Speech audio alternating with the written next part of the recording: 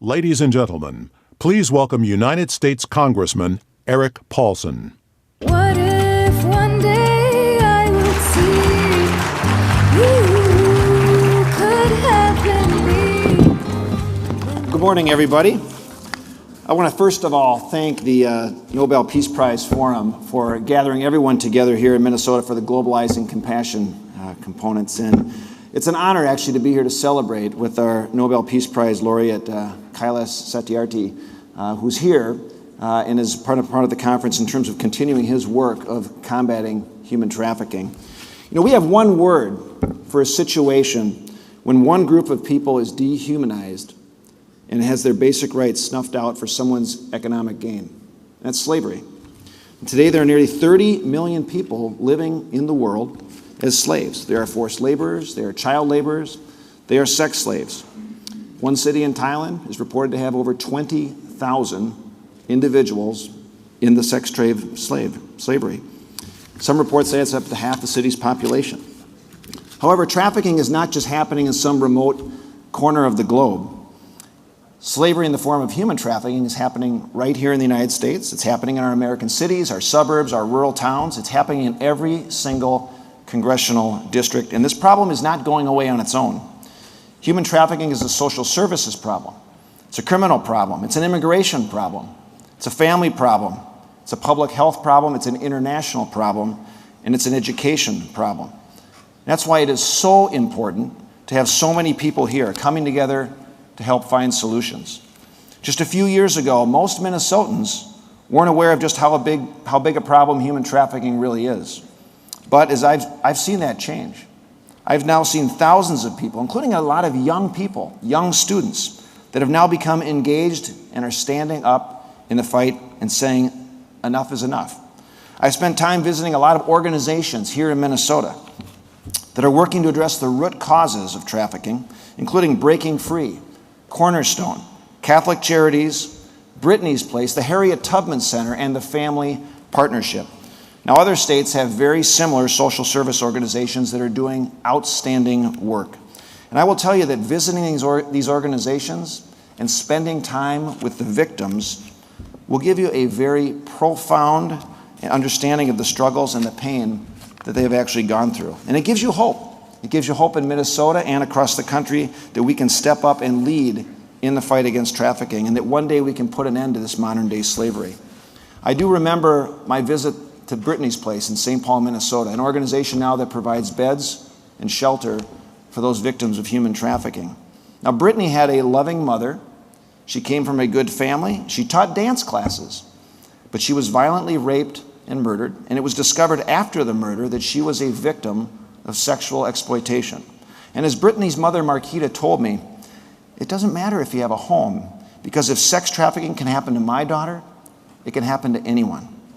And I use the word girls when I talk about trafficking for a reason. Many of these young girls and boys are just 12, 13, 14 years old. They're not old enough to have gotten a driver's license. They're not old enough to vote. They're not old enough to have gone to a high school prom.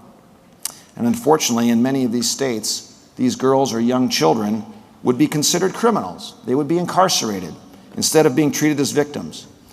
But criminalization only traumatizes these young children and isolates them from the community and the services that they need and that they deserve.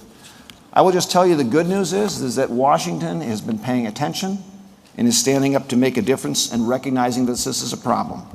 And while there are many issues that divide Republicans and Democrats, this is an issue in an area where there is agreement and there is bipartisan cooperation and bicameral support. And this bipartisan effort has culminated in a very large package of anti-trafficking bills that were just signed into law by the president this last year.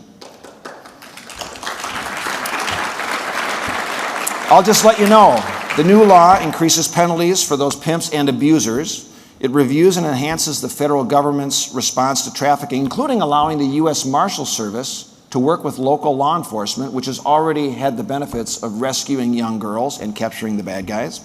It's also improved services for victims. It's increased cooperation with other governments to combat trafficking internationally.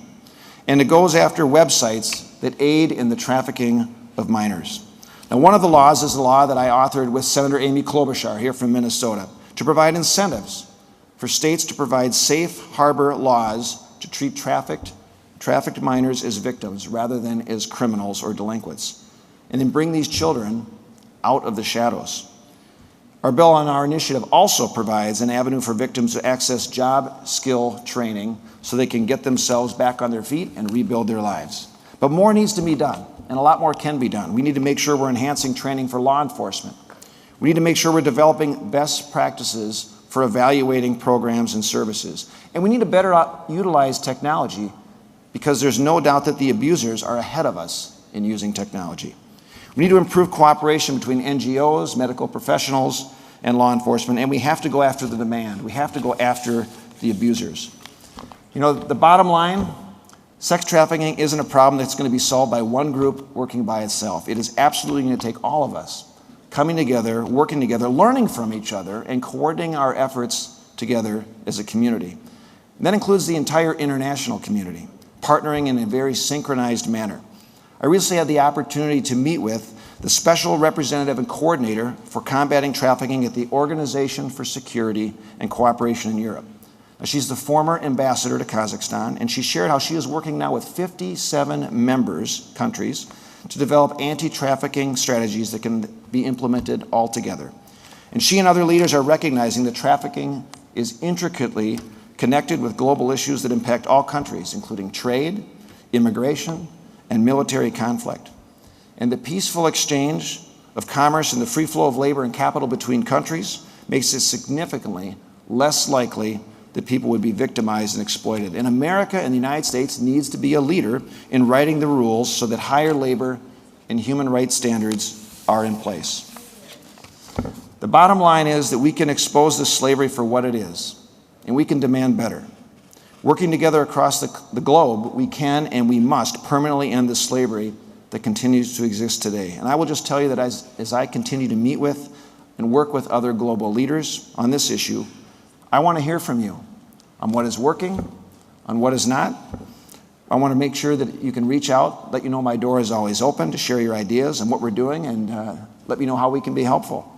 Let's turn up the volume on this issue. Thanks for having me to here. I look forward to continuing to working to end human trafficking.